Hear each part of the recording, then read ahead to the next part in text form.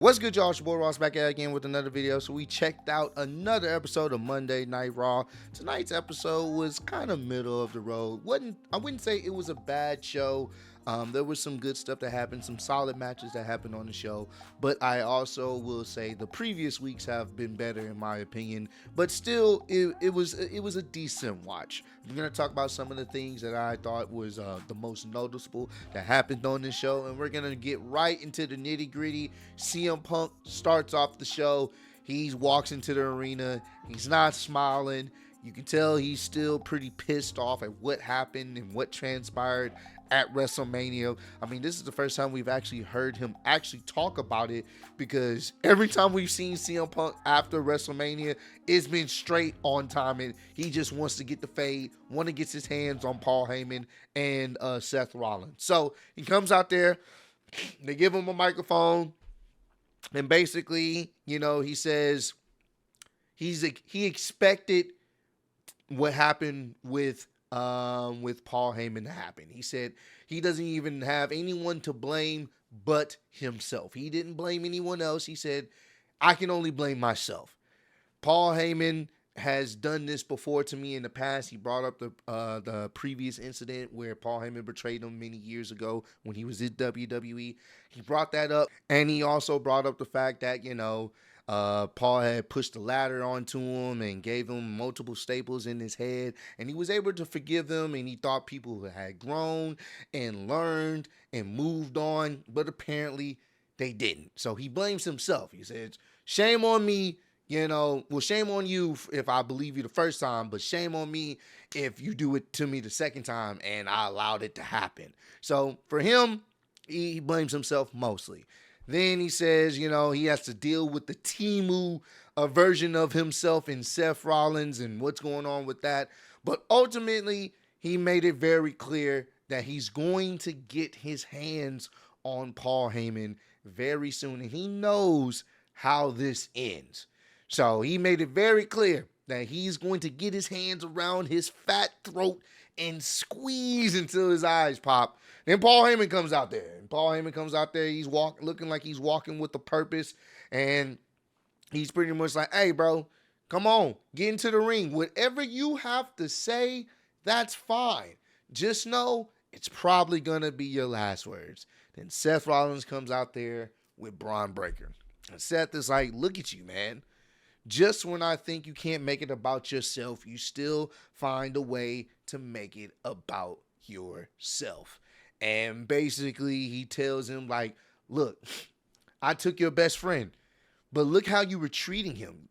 Look what the hell you put him through leading up to WrestleMania. You put him in a compromising position. That entire time, you didn't give a damn about him. And to Seth's point, he kind of has some truth to that, because CM Punk did make that request that ultimately spurred all this on, which makes Seth Rollins' plan so much better when he sat there and thought about it, because at the end of the day, CM Punk, his favor caused all of this in a sense. Now, did Paul Heyman have to betray him? No, but he just played, Seth played up that fact. So I do like that, his mastermind was just to play up the idea that CM Punk doesn't really care about Paul Heyman, because look what he's putting him through. And then he basically, Seth Rollins showed why his hate is legendary. And if he was ever to start a hater university, he would be the president of the university, because ain't nobody hating like him. Maybe Drew McIntyre, but I think Seth has him beat, because he's like, bro, when I thought I couldn't hate you more, you find a way to make me hate you that even much more because of what you did last week, costing me the World Heavyweight Championship.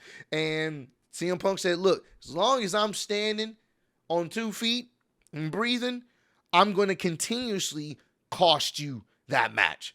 So Seth was like, you know what? I get it now. You want to be a martyr. You want it to be about, oh, poor CM Punk. Look what I have to go through. You don't care. No matter how many times you get beat up or beat down, you don't care. You want to go out as a martyr. And they pan over to Braun. And what they've done with Braun They just made him this dog that's on a leash, and when Seth unleashes him, all hell breaks loose. Like, he's over there fidgeting and twitching, and he's itching to get in the ring. So he's like, you know what? Fine. You want to be a martyr? I can make that happen for you. So they walk down to the ring, and Braun Breaker's ready to go, and CM Punk's like, all right, come on, little puppy, get your ass in this ring and let's go. So they start squaring off, but the numbers game get the best of CM Punk, and that's when it looked like they about to send CM Punk to the upper room. The Braun Breaker's holding the chair. I think Paul Heyman gives Seth a chair. He's about to send CM Punk to the upper room, but that's when Sammy comes out there, tries to even up the odds, but then the numbers game, numbers game is really 2v2, but it still wasn't enough because Braun Breaker's out there just overhead suplexing Sammy like it's nothing. And then Jey Uso comes out there to really help them, put numbers in their favor. And that's when Jey Uso comes out there, and that's when they scurry away. So I thought that was a nice way to start off the show. Definitely enjoyed, CM Punk's and Seth promo, the hate. You love to see it. And they ended up ultimately setting up a tag match between these four individuals at Saturday night's main event. Is going to be CM Punk and Sami Zayn versus Braun Breaker and Seth Rollins. So that should be pretty interesting at Saturday night's main event, which is in 2 weeks, I believe. So there's another segment later on in the show.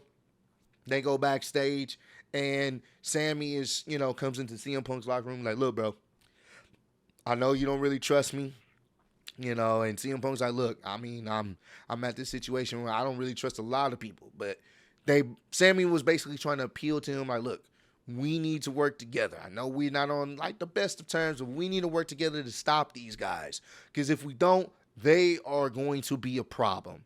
So are you down? Let's do what we got to do. Put our differences aside. Let's work together to get these guys out of here. They fist bump. So it seems like they are on the same page. Then there's another part of the show where they cut to Seth being in the locker room with Paul Heyman and Braun Breaker. Braun Breaker's fidgeting and just twitching. He's like, look, they may think they got the upper hand here. They may think I don't understand, how dangerous they can be.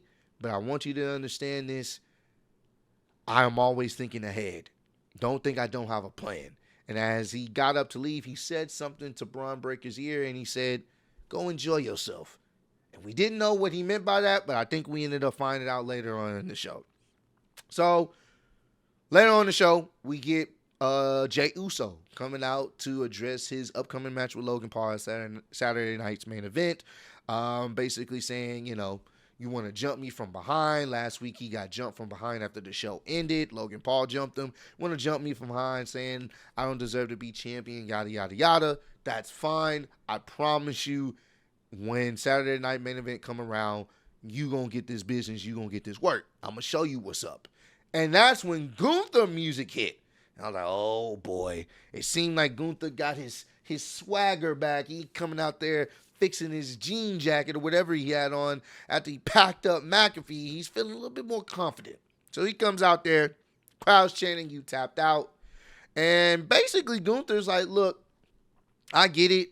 You enjoying your moment, but you're not, even though you have the championship, this is too much for you. You're not championship material. You can't carry that title. You don't know how to carry that title, even though you have the title. And Jey was like, but it's funny you say that, but I'm the one that made you tap out. And Gunther wasn't fazed. Like, I see what you're trying to do here. I see you talking your trash.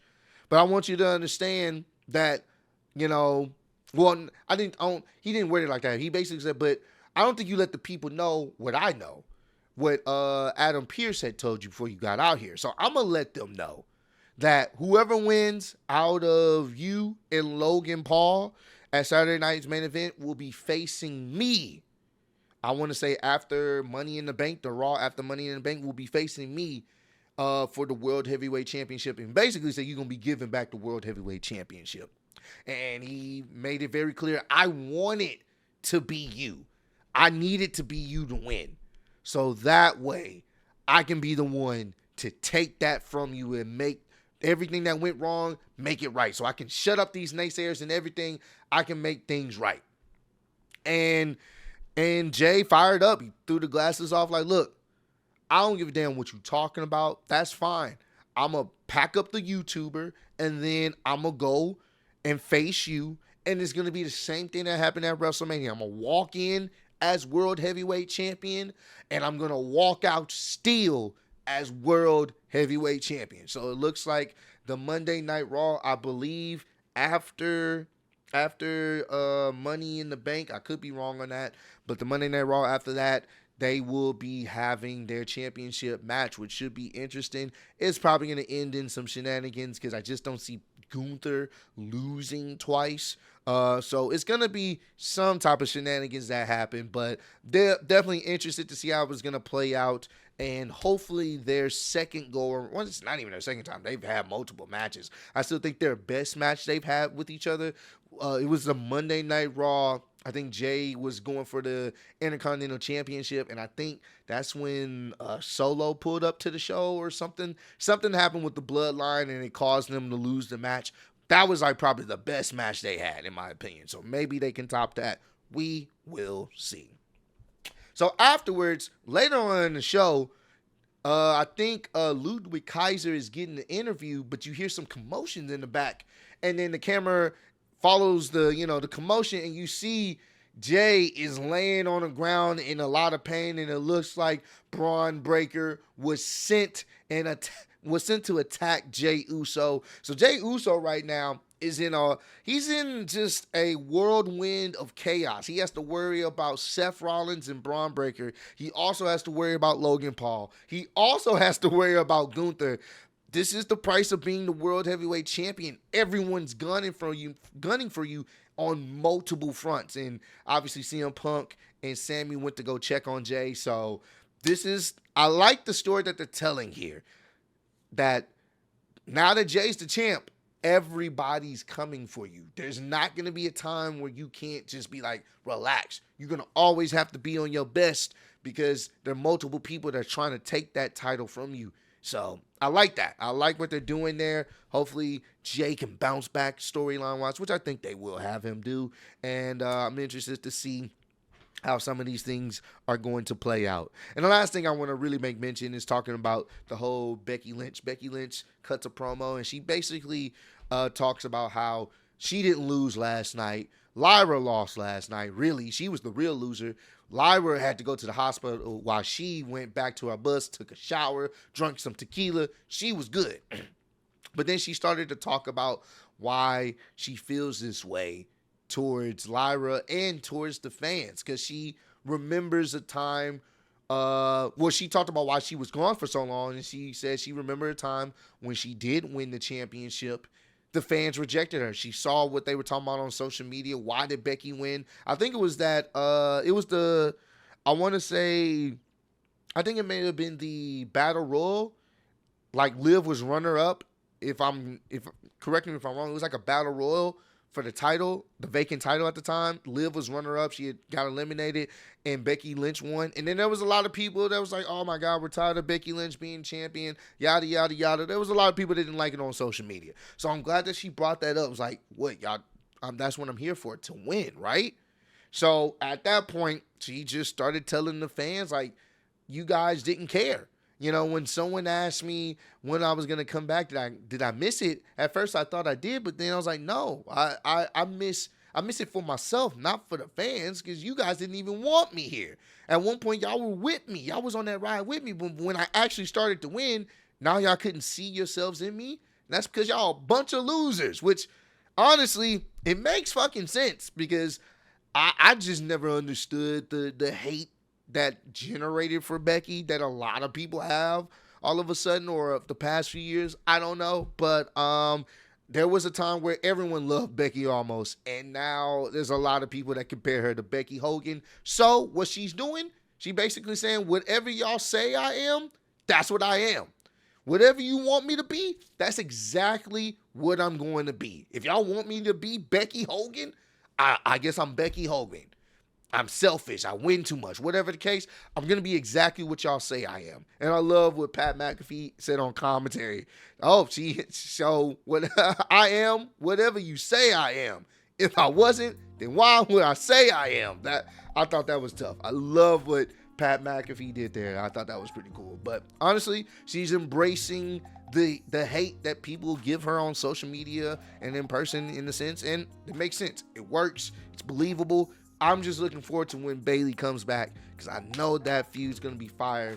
I can't wait to see that. So, but yeah, that's it for me. That's the most noticeable points of the show that I really did enjoy. Comment down below. Let me know what was your favorite part of Monday Night Raw. What you rate Raw on a scale of 1 to 10. I appreciate all the love and support you guys shown on the channel. Road to 150K. Appreciate y'all kicking with me. See you on the next one. Peace.